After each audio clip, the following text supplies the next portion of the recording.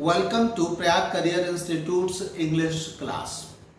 यह video never say this sentence again के लिए है। इस वीडियो में हम 3 सेंटेंसेस डिस्कस करेंगे और जानेंगे कि उनमें क्या गलतियां हैं और उनको सही कैसे किया जा सकता है गलतियों को, और उनका सही प्रयोग क्या है यह हम जानेंगे। आपका पहला सेंटेंस है he denied my offer of help.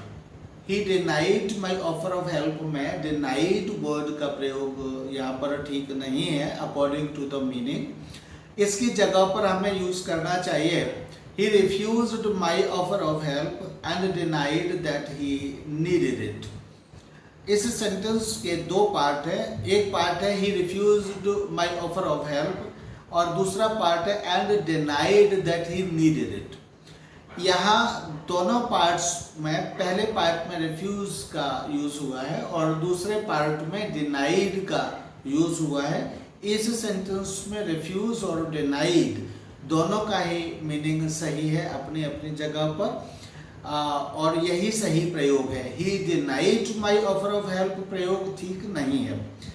Deny का मतलब होता है टू आंसर इन नेगेटिव और to say that something is not true, and refuse का मतलब होता है not to accept what is offered.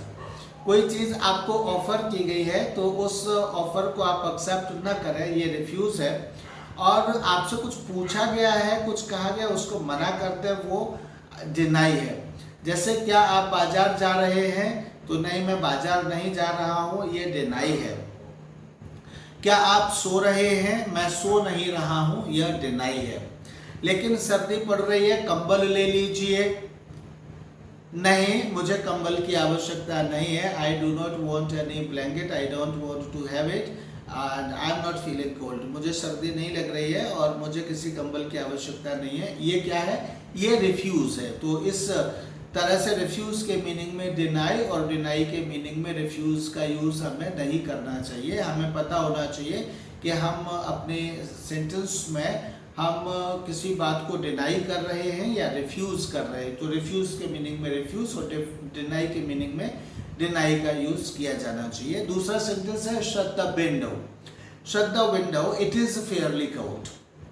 Shut the window, it is fairly cold. इस सेंटेंस के भी 2 हिस्से हैं। One is shut the window, दूसरा है इट इज फेयरली कोल्ड।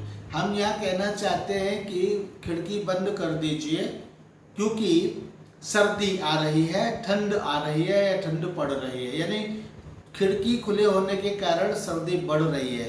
तो जो सर्दी है वो हमारे लिए प्रॉब्लमेटिक आइडिया है, ना कि वेलकमिंग आइडिया है। प्लेजेंट आइडिया नहीं है बल्कि अनप्लेजेंट आइडिया है। तो इसलिए इस सेंटेंस को हमें इट इज फेयरली कोल्ड न कह करके हमें कहना चाहिए shut the window, it is rather cold. Shut the window, it is rather cold, हमें ऐसे कहना चाहिए। अर्थात रादर का यूज क्या है और फेयरली का यूज क्या है। तो फेयरली और रादर दोनों का ही मीनिंग होता है समवॉट। समवॉट की हिंदी होती है कुछ हद तक, कुछ कुछ, बल्कि, एक प्रकार से, यह दोनों की हिंदी होती है। लेकिन जो समवॉट का मीनिंग है या फेयरली और रादर का जो मीनिंग, समवॉट मीनिंग तो एक ही है, लेकिन प्रयोग इसके बाद दोनों के अलग अलग प्रकार से होते हैं। कोई चीज़ हमको अच्छी लगती है, उसमें हम अपनी अच्छाई व्यक्त कर रहे हैं और हम ये कहना चाहते हैं कि ये तो वेलकमिंग थॉट है, मतलब सबको पसंद आने वाला आइडिया है या मुझको पसंद आने वाला आइडिया है, ये प्लेजेंट आइडिया है, ये तो मेरे लिए अच्छी बात है, तब हम फेयरली का यूज करते हैं। और अगर हमें लगता है, हम कहना चाहते हैं कि नहीं ये काम करिए बेशक, लेकिन ये वेलकमिंग आइडिया नहीं है, प्लेजेंट आइडिया नहीं है, अच्छा आइडिया नहीं है, मन को अच्छी लगने वाली चीज नहीं है, तब हम रादर का यूज करते हैं। जैसे दूसरा सेंटेंस लेते हैं, मैंने कहा कि यह कमरा मेरे लिए बहुत बड़ा है, मैं तो इसमें खो जाऊंगा। Means there is no use of this room for me, मेरे लिए इस कमरे का कोई यूज नहीं है। तब यहाँ पर मैं कहूँगा this room is rather big, I should get lost in it, मैं तो इसमें खो जाऊंगा, ये कमरा मेरे लिए बड़ा है, इसका मेरे लिए कोई प्रयोग नहीं है, तो this room is rather big.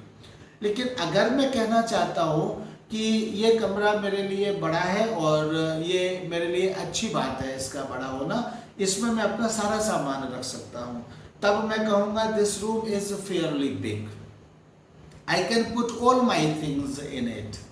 तो इस तरह से मैं कहता हूँ कि मैं अपना सारा सामान इस कमरे में रख सकता हूँ, तो इसलिए ये कमरा बड़ा होना अच्छा है। तो ये एक वेलकमिंग थॉट है, वेलकमिंग आइडिया है, तो इसलिए हम यहाँ पर this room is fairly big कह सकते हैं। This room is fairly big, I can put all my things in it. तो this is the use of fairly and rather. हम ये कह सकते हैं कि फला पार्टी, किसी पार्टी का आजकल काफ़ी चीज़ें चल रही हैं, पॉलिटिकल चीज़ें काफ़ी चल रही है, तो हम कह सकते हैं that party is rather bad और is not rather good, and that party is fairly well और fairly good for the country. तो इस तरह से फेयरली और रादर का हम यहाँ पर यूज कर सकते हैं। थर्ड सेंटेंस इज, तीसरा सेंटेंस है he lives far from the station. He lives far from the station में जो फार का प्रयोग है वो भी हमें इस तरह से नहीं करना चाहिए जैसे हमने अभी सेंटेंस में किया है। इसकी जगह पर हमें कहना चाहिए he lives a long way from the station। he lives a long way from the station। फार के स्थान पर हमें यहाँ a long way यूज करना चाहिए, फार यूज नहीं करना चाहिए।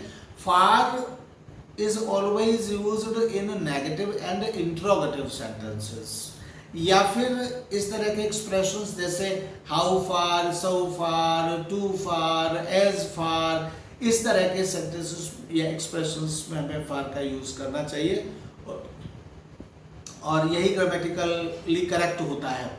तो फार केवल इंट्रोगेटिव यानी नेगेटिव सेंटेंसेस में या फिर इस तरह के एक्सप्रेशंस में जैसे how far, too far, as far, so far, इस तरह के एक्सप्रेशंस में हमें फार का यूज करना चाहिए। अदरवाइज सिंपल सेंटेंसेस में हमेशा फार की जगह पर लॉन्ग वे या कोई दूसरे एक्सप्रेशंस पे यूज कर सकते हैं, वो हमें यूज करना चाहिए। तो आज के never say this sentence again के लिए जो वीडियो था उसमें ये 3 सेंटेंसेस थे। मुझे उम्मीद है कि ये सेंटेंसेस आपकी इंग्लिश को और ज़्यादा मजबूत करेंगे और आपको एक अपने बात कहने के लिए कॉन्फिडेंस भी देंगे। यदि आपको यह वीडियो अच्छा लगता है तो इस वीडियो को अपने फ्रेंड्स के साथ शेयर करिए, सब्सक्राइब करिए, बेल आइकन को भी दबाइए।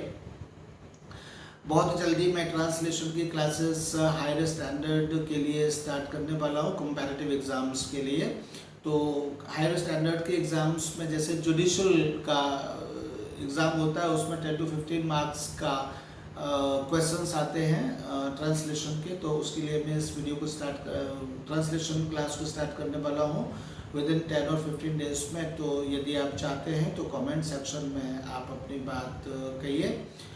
इसके साथ ही अगर कोई स्कूल अपने लिए गाइडेंस, ऑनलाइन गाइडेंस चाहता है, वो चाहता है कि अपने स्कूल में कुछ डिफरेंट चीज़ें करना चाहता है, तो उसके लिए भी आप ऑनलाइन गाइडेंस हमसे स्कूल के लिए ले सकते हैं। यदि आपको ऐसी कोई सर्विस चाहिए तो उसके लिए आप अपना नंबर कमेंट सेक्शन में छोड़ दीजिए, मैं आपको खुद उस चीज़ के लिए कॉल कर लूँगा। Thank you, that's all for today.